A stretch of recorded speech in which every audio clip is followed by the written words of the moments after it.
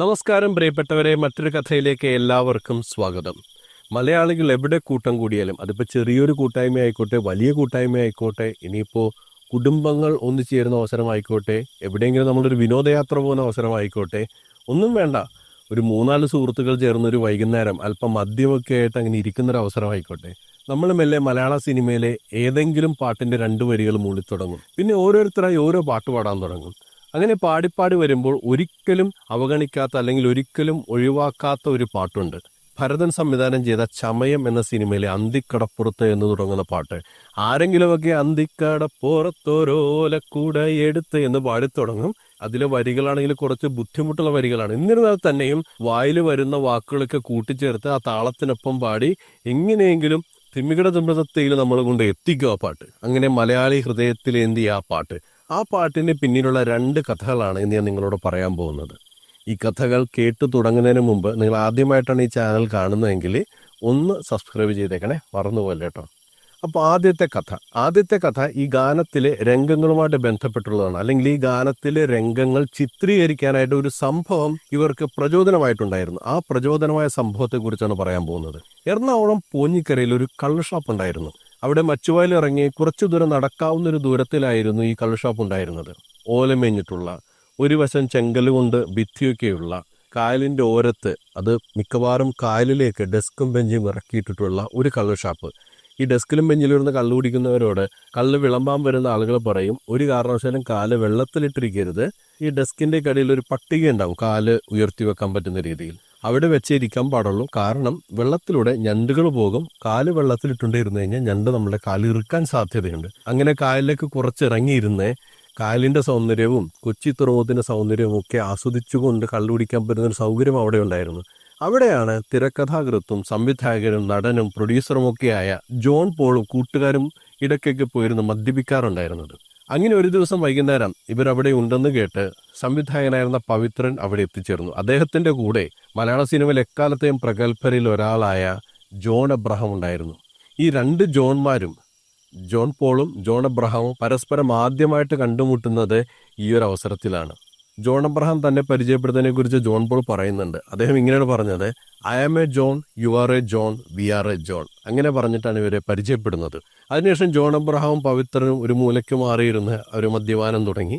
ഇവരെ കായലിലേക്ക് ഇറക്കിയിട്ടിരിക്കുന്ന ബെഞ്ചിലിരുന്ന് മദ്യപിക്കുകയാണ്. ആ സമയത്ത് ഒരു മൂലയ്ക്ക് നിന്നും ആരോ ഒരാൾ ചവിട്ട് നാടകത്തിന് ഈരടികൾ പാടുന്നത് കേട്ടു. അയാൾ രണ്ടുപേര് പാടി നിർത്തിയ ഉടൻ തന്നെ ജോൺ എബ്രഹാം അതിൻ്റെ തൊട്ടടുത്തുള്ള രണ്ടുപേരുകൾ പാടി. ഉടൻ തന്നെ വേറൊരാളത് തെറ്റുപിടിച്ചു, അയാളത് പാടാൻ തുടങ്ങി. അങ്ങനെ ഇവരെല്ലാവരും കൊണ്ട് പാട്ട് പാടി ഒപ്പം തന്നെ താളം പിടിച്ച് നല്ലൊരു മേളമായി തീർന്നു. മെല്ലെ അവരെല്ലാവരും കൂടി ഈ ഷാപ്പിൻ്റെ നടുമുറ്റത്തേക്ക് വന്ന് ചവിട്ടുനാടത്തിൻ്റെ ചുവടുകളോടൊപ്പം ഇങ്ങനെ പാടാൻ തുടങ്ങി. അങ്ങനെ അതിമനോഹരമായ ഒരു സായാഹ്നം അവിടെ സംഭവിച്ചു.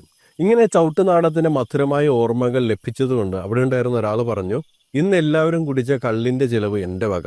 അപ്പോൾ മറ്റൊരാൾ പറഞ്ഞു, എന്നാൽ ഇന്ന് നിങ്ങൾ എല്ലാവരും കഴിച്ച ഭക്ഷണത്തിൻ്റെ ചിലവ് എൻ്റെ വക. അങ്ങനെ സുന്ദരമായി ഇവർക്ക് ലഭിച്ച സായാഹ്നമാണ് പിന്നീട് ചമയം എന്ന സിനിമയിലെ അന്തിക്കടപ്പുറത്ത് എന്ന പാട്ടിലെ രംഗങ്ങൾക്ക് പ്രചോദനമായത്. നിങ്ങൾ ആ പാട്ട് കണ്ടിട്ടുണ്ടെങ്കിൽ ശ്രദ്ധിച്ചിട്ടുണ്ടാകും. പല പല കള്ളികളായി തിരിച്ചിരിക്കുന്ന ഒരു കള്ള് ഷാപ്പിൻ്റെ ഒരു കള്ളിയിലിരുന്ന് മനോജ് കെ ജയൻ പാട്ട് പാടി തുടങ്ങുന്നു. അപ്പോൾ ഒന്ന് രണ്ട് കള്ളികൾ മാറി അപ്പുറത്തിരിക്കുന്ന മുരളി അതിന് മറുപടി എന്നോണം പാടുന്നു. പിന്നെ നമ്മൾ കാണുന്നത് ഇവർ പാടുന്നു, രണ്ട് കള്ളികളിലിരുന്ന് മറ്റു കള്ളികളിലിരിക്കുന്നവരെ താളം പിടിച്ചു കൊടുക്കുന്നു. ഒടുവിൽ ആരാണ് പാടുന്നതെന്ന് അറിയാൻ മുരളിയും മനോജ് കെ ജയനും പുറത്തേക്ക് വരുന്നു. ഷാപ്പിനകത്ത് വെച്ചാൽ അവർ തമ്മിൽ കണ്ടുമുട്ടുന്നു. മുരളി ചോദിക്കുന്നു, ആഹാ ഇത് നീയായിരുന്നോടാ? അപ്പോൾ മനോജ് കെ ജയൻ ചോദിച്ചു, ആഹാ നിങ്ങായിരുന്നാ? അങ്ങനെ പാട്ട് പാടി അവരെല്ലാവരും കൂടി ഷാപ്പിൻ്റെ നടുമുറ്റത്തേക്ക് വരുന്നു. അങ്ങനെ തകൃതിയായിട്ട് പാട്ട് മുന്നോട്ട് പോകുന്നു. ഈ രംഗം കുറച്ചു നാൾക്ക് മുമ്പ് പൊന്നിക്കര ഷാപ്പിൽ വെച്ച് നടന്ന മനോഹരമായ സായനത്തിൽ നിന്ന് പ്രചോദനം ഉൾക്കൊണ്ടാണ് എടുത്തിട്ടുള്ളത്. ഇതാണ് ഒരു കഥ. രണ്ടാമത്തെ കഥയും ഈ പാട്ടിൻ്റെ ചിത്രീകരണവുമായിട്ട് ബന്ധപ്പെട്ടിട്ടുള്ളതാണ്. തൊട്ടടുത്ത ദിവസമാണ് പാട്ടിൻ്റെ ചിത്രീകരണം നടത്തേണ്ടത്. അപ്പോൾ ഭരതൻ തൻ്റെ അസോസിയേറ്റ് ഡയറക്ടറായിരുന്ന കരീമിനെ വിളിച്ചിട്ട് പറഞ്ഞു, അവിടെ മനോജ് കെ ജയനും മുരളിയും വെറുതെ ഇരിക്കുന്നുണ്ട്, അവരോട് ചെന്നിട്ട് നാളെ പാടാനുള്ള പാട്ട് പഠിക്കാൻ പറയണം, നാളെ ആ പാട്ട് ചിത്രീകരിക്കാനുള്ളതാണ്. കരീം ഈ വിവരം ചെന്ന് മനോജ് കെ ജയനോടും മുരളിയോടും പറയുന്നു. പാട്ട് കേൾപ്പിച്ചു കൊടുക്കുന്നു. പാട്ട് കേട്ടപ്പോഴാണ് ഇത് വളരെ ബുദ്ധിമുട്ടുള്ള പാട്ടാണെന്ന് മനസ്സിലായത്. വളരെ ചടുലമായ ഒരു ട്യൂണാണ് ആ പാട്ടിന് കൊടുത്തിരിക്കുന്നത്, അതിനോടൊപ്പം നിൽക്കുന്ന വരികളും. മനോജ് കെ ജയന് ഇത് കുറെ കൂടി എളുപ്പമായിരുന്നു. കാരണം അദ്ദേഹത്തിൻ്റെ പാട്ടിൻ്റെ ഒരു പാരമ്പര്യമുണ്ട് എന്ന് മാത്രമല്ല, അത്യാവശ്യം പാടുന്ന ഒരു വ്യക്തി കൂടിയാണ് മനോജ് കെ ജയൻ. മുരളിക്ക് പക്ഷേ ഈ വരികൾ അങ്ങനെ വഴങ്ങിക്കൊടുത്തില്ല. അടുത്ത ദിവസം ഈ പാട്ടിന് ഷൂട്ടിംഗ് നടക്കുകയാണ്. ഷൂട്ടിംഗ് നടക്കുമ്പോൾ താരിത്തക്കിടി എന്ന് തുടങ്ങുന്ന ഭാഗം ഷൂട്ട് ചെയ്യുന്നത് നടുക്കിരിക്കുന്ന ക്യാമറയിലേക്ക് നോക്കിക്കൊണ്ട് വട്ടത്തിലോടിയാണ് ഈ പാട്ട് പാടേണ്ടത്. മനോജ് കെ ജയൻ ചുറ്റും ഓടി നടന്ന് ആദ്യം പാടി വരുന്നു. തൊട്ടു പിന്നാലെ മുരളി ചുറ്റി നടന്ന് ആ പാട്ട് പാടണം. ഇടയ്ക്ക് ക്യാമറയിലേക്ക് നോക്കി തന്നെയാണ് ഈ പാട്ട് പാടേണ്ടത്. അങ്ങനെ പാടിക്കൊണ്ടിരുന്നപ്പോൾ മോണിറ്ററിൽ നോക്കിയിരുന്ന ഭരതൻ ഒരു കാര്യം ശ്രദ്ധിച്ചു. മുരളി സത്യത്തിൽ വരികൾ ഒപ്പിച്ച് പാടിക്കൊണ്ടിരിക്കുകയാണ്. മുരളിയുടെ ചുണ്ടിൻ്റെ അനക്കം പാട്ടുമായിട്ട് സിങ്ക് ആവുന്നില്ല. അദ്ദേഹം ഇങ്ങനെ ഇങ്ങനെയൊക്കെ പുള്ളി എങ്ങനെയെങ്കിലും ഒപ്പിച്ചുകൊണ്ടിരിക്കുകയാണ്. അത് മനസ്സിലാക്കിയ ഭരതൻ അസോസിയേറ്റ് ഡയറക്ടറെ വിളിച്ച് കാര്യം പറഞ്ഞു. കരീമേ, മുരളിയുടെ ലിറിക്സ് സിങ്ക് ആവുന്നില്ല. ഈ കാര്യം മുരളിയോട് ചെന്ന് പറയുന്നു. മുരളി പറഞ്ഞു, അങ്ങനെയൊന്നുമില്ല, ഞാൻ കറക്റ്റായിട്ടാണല്ലോ പാടുന്നതെന്ന് പറഞ്ഞു. അപ്പോൾ ഭരതന് കാര്യം മനസ്സിലായി. മുരളിയെക്കൊണ്ട് ഈ ലിറിക്സ് പഠിച്ച് പാടിപ്പിക്കുക എന്ന് പറയുന്നത് ബുദ്ധിമുട്ടായിരിക്കും. അദ്ദേഹം പ്രതിഭാധനനായ ഒരു സംവിധായകനായിരുന്നല്ലോ. അദ്ദേഹത്തിൻ്റെ മനസ്സിൽ ഒരാശയം ഉദിച്ചു. മേക്കപ്പ് മാനെ വിളിച്ചു. മേക്കപ്പ് മാനോട് പറഞ്ഞു, മുരളിയുടെ മീശ ചുണ്ടിലേക്ക് പടർന്നാണ് കിടക്കുന്നത്, അതിൻ്റെ നീളം ഒന്ന് കൂട്ടിയിട്ടേക്കെന്ന് പറഞ്ഞു. അങ്ങനെ നീളം കൂട്ടിയിട്ടുള്ളൊരു ഗുണമെന്ന് പറയുന്നത് ചുണ്ടിനെ ഭാഗികമായിട്ട് മീശയ്ക്ക് മറക്കാൻ കഴിയും. അങ്ങനെ ചെയ്തു കഴിഞ്ഞാൽ മുരളി ഇപ്പോൾ അല്പം തെറ്റിച്ച് പാടിയാൽ തന്നെ ചുണ്ട് പൂർണ്ണമായും കാണാൻ പറ്റാത്തത് കൊണ്ട് അത് ആളുകൾ പെട്ടെന്ന് ശ്രദ്ധിക്കില്ല. അങ്ങനെ മുരളിയുടെ മീശയുടെ നീളം കൂട്ടി ചുണ്ട് ഭാഗികമായി മറച്ചിട്ടാണ് ആ പാട്ട് ഷൂട്ട് ചെയ്യുന്നത്. നിങ്ങൾ ശ്രദ്ധിച്ചാൽ മനസ്സിലാകും, അത് ഒരു കട്ട് ഷോട്ട് ആയിരുന്നില്ല. ഒറ്റ ടേക്കിലാണ് ആ സംഭവം മുഴുവനായിട്ട് എടുത്തിട്ടുള്ളത്.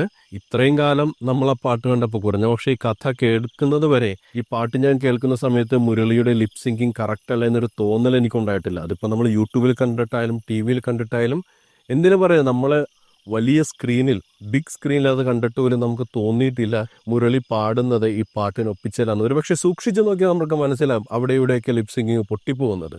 എന്നിരുന്നാൽ തന്നെയും നമ്മൾക്ക് മനസ്സിലാകാത്ത വിധം ആ രംഗം ചിത്രീകരിക്കാൻ കഴിഞ്ഞത് ഭരതൻ്റെ ഉള്ളിൽ കിടക്കുന്ന അതുല്യ പ്രതിഭയുടെ ചിന്തയുടെ ഗുണം കൊണ്ടാണ്. എന്തായാലും ഈ കഥ കേട്ട ശേഷം നിങ്ങൾ ഒന്നുകൂടി പോയി ആ പാട്ടൊന്ന് കണ്ടു നോക്കണം കേട്ടോ.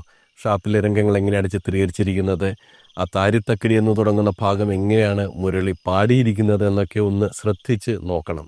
അപ്പോൾ ഇത് രണ്ടുമാണ് സൂപ്പർ ഹിറ്റ് ഗാനമായ അന്തിക്കടപ്പുറത്ത് എന്ന ഗാനത്തിന് പിന്നിലുള്ള കഥകൾ.